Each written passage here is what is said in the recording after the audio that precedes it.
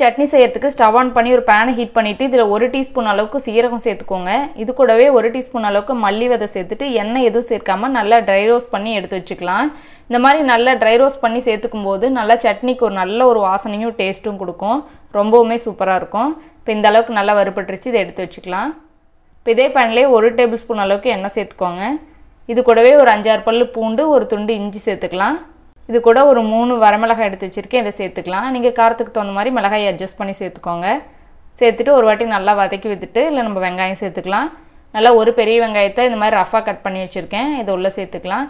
நீங்கள் இதுக்கு சின்ன வெங்காயம் சேர்த்துக்கிட்டிங்கன்னா டேஸ்ட் இன்னுமே ரொம்ப சூப்பராக இருக்கும். நல்லா 1 கப் அளவுக்கு சேர்த்துக்கலாம்.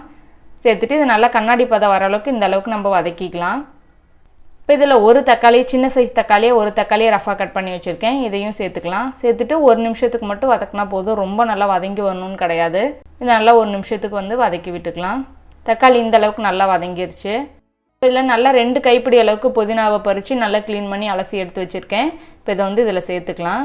சேர்த்துட்டு நல்லா புதினா கீரை நல்லா வதங்கி வர அளவுக்கு ஒரு 2 நிமிஷத்துக்கு நல்லா வதக்கிக்கலாம். நல்லா கீரை நல்லா வதங்கி வந்ததுன்னா நல்லா டேஸ்ட்டும் சூப்பராக இருக்கும். இந்த அளவுக்கு நல்லா வதக்கியாச்சு. இப்போ ஸ்டவ்வை ஆஃப் பண்ணிவிட்டு இதில் நான் 2 டேபிள் ஸ்பூன் அளவுக்கு வேர்க்கடலை, நல்லா வறுத்த வேர்க்கடலை தோலெல்லாம் நீக்கிட்டு எடுத்து வச்சுருக்கேன். இது ஒரு 2 டேபிள் ஸ்பூன் அளவுக்கு சேர்த்துக்கலாம்.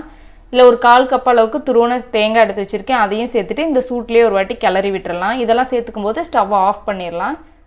சேர்த்துட்டு நல்லா கலந்து விட்டுட்டு இதை ஒரு வாட்டி ஆற வச்சிடலாம். ஆறுனதுக்கப்புறம் இப்போ நம்ம மிக்ஸி ஜாரில் எல்லாத்தையும் சேர்த்து அரைச்சிக்கலாம். நம்ம வச்சுருந்த மிளகாய், சீரகம் எல்லாத்தையும் சேர்த்துட்டு இப்போ இதுக்கு தேவையான அளவுக்கு உப்பு சேர்த்துக்கோங்க. கொஞ்சமாக தண்ணி சேர்த்துட்டு இதை நல்லா ஒரு ஃபைன் பேஸ்ட்டாக அரைச்சி எடுத்துக்கலாம். இந்த அளவுக்கு நல்ல சட்னி அரைச்சாச்சு. இப்போ இதை தாளிச்சிடலாம். ஒரு தாளிப்பு கரண்டி வச்சுட்டு இதில் 1 டேபிள் ஸ்பூன் எண்ணெய் சேர்த்து 1 டீஸ்பூன் கடுகு சேர்த்துக்கோங்க.